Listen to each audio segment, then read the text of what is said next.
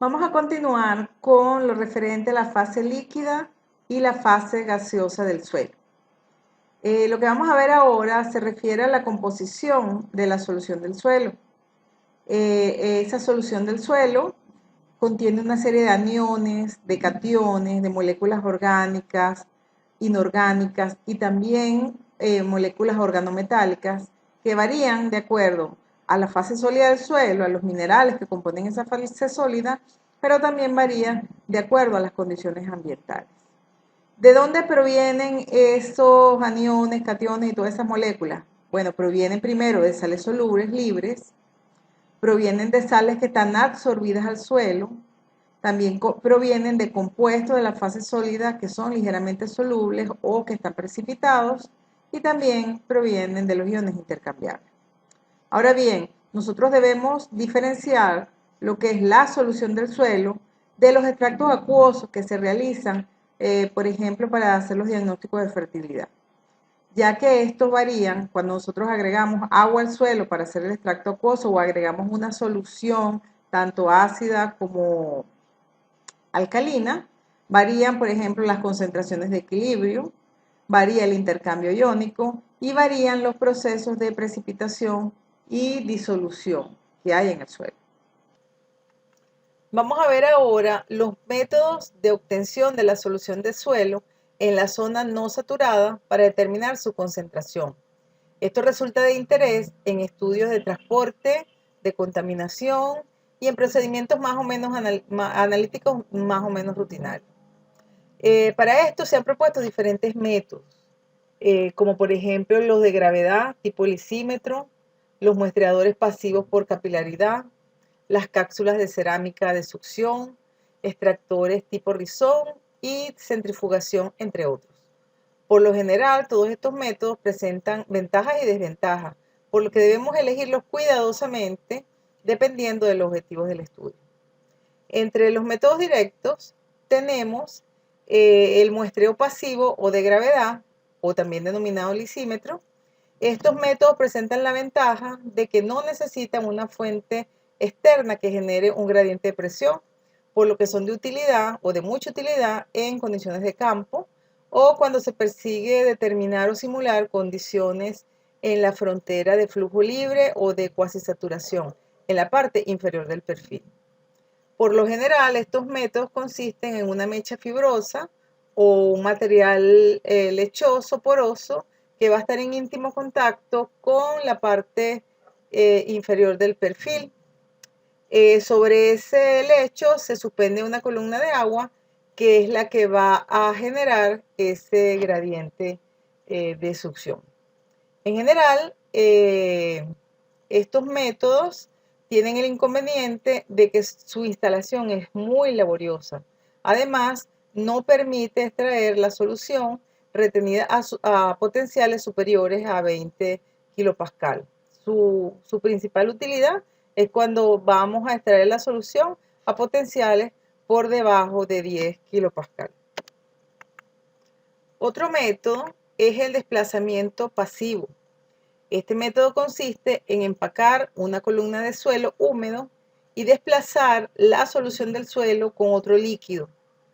Este líquido puede ser etanol, sulfocianuro de potasio o una mezcla de sulfato de calcio con sulfocianuro de potasio, entre otros.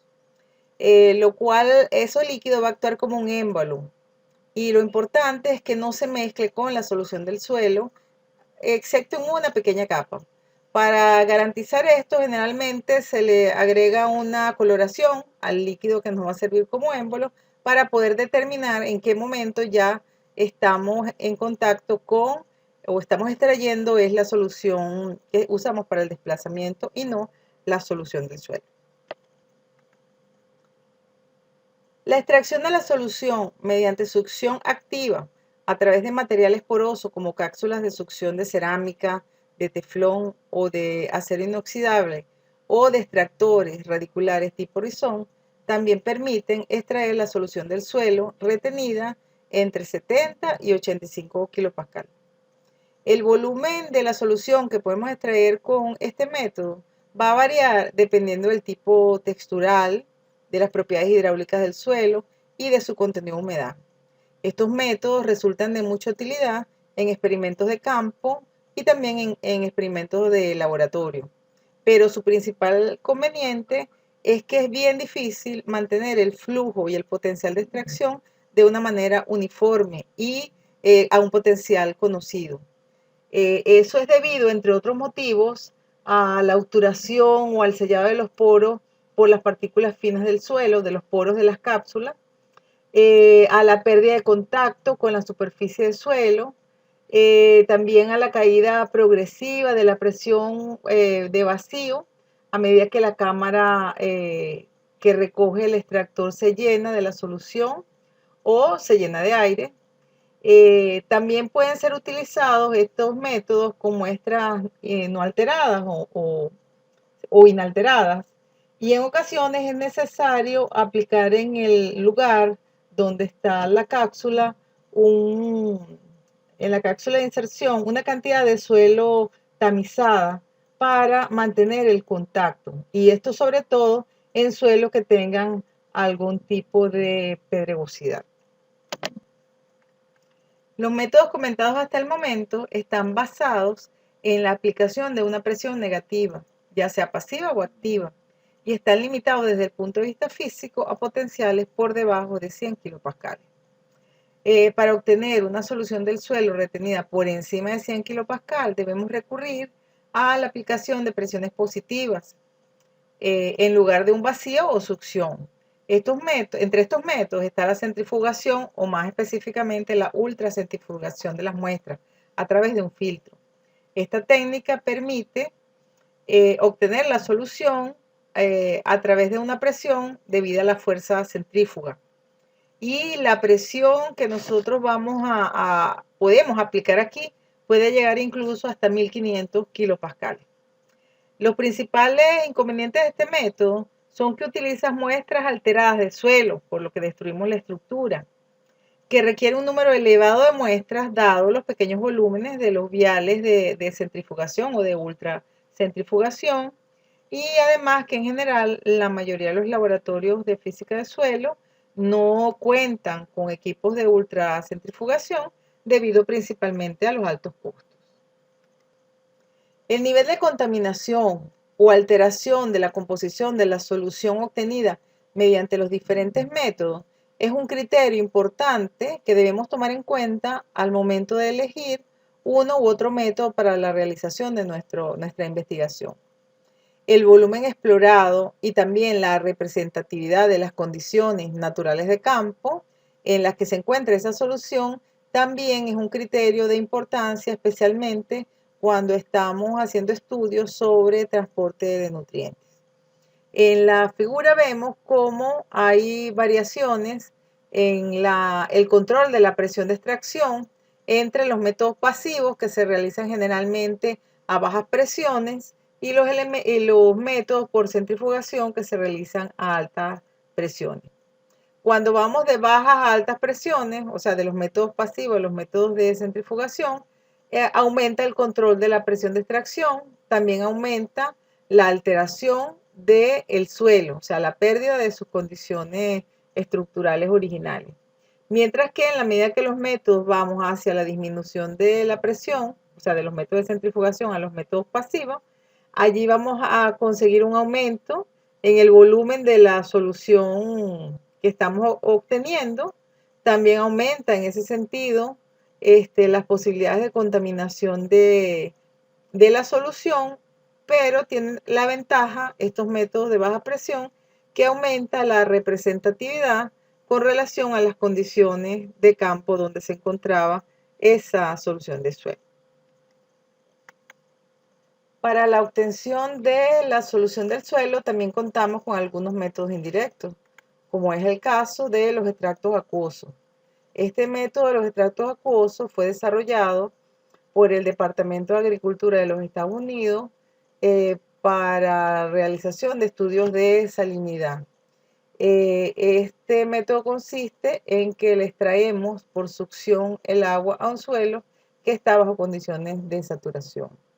En el caso de suelos afectados por sales, esta metodología ha dado muy buenos resultados. Sin embargo, Cuando estamos en presencia de suelos que no son salinos, entonces vamos a conseguir, por ejemplo, mayores contenidos de potasio y de fósforo.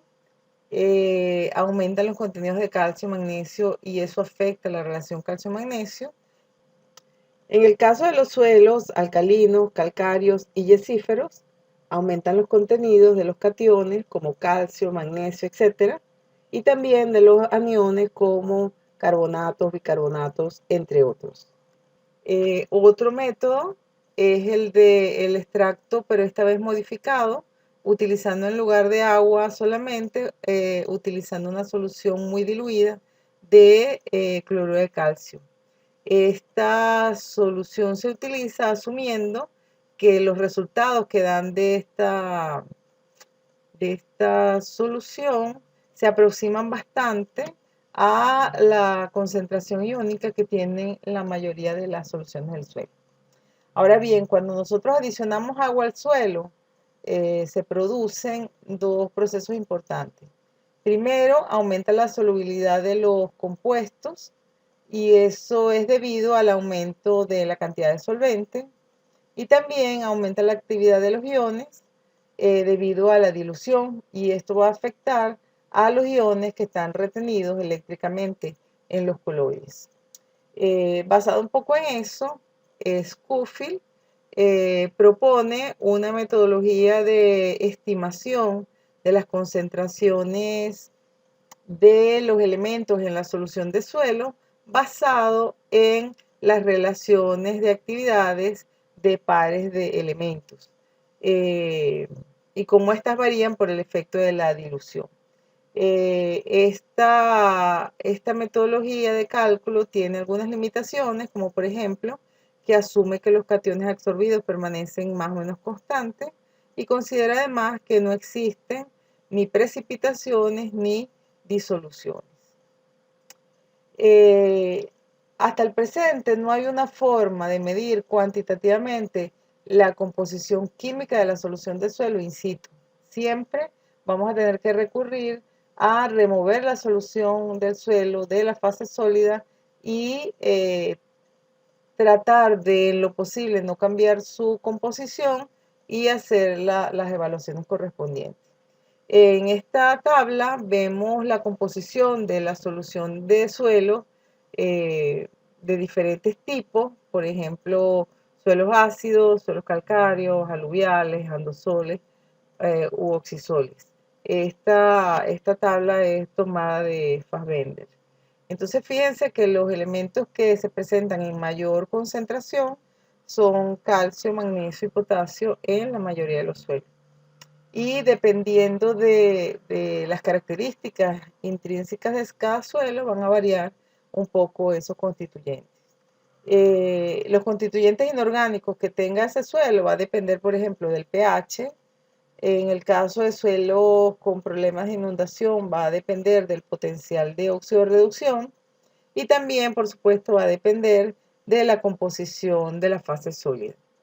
Aunque no se presentan aquí los constituyentes orgánicos, la solución del suelo también tiene algunos constituyentes orgánicos que serían en todo caso el reflejo de los sólidos orgánicos que tenga ese suelo, aunque un poco más sencillos que los compuestos orgánicos originales, y también se incluyen entre esos compuestos orgánicos algunos exudados de las raíces de las plantas y de los microorganismos.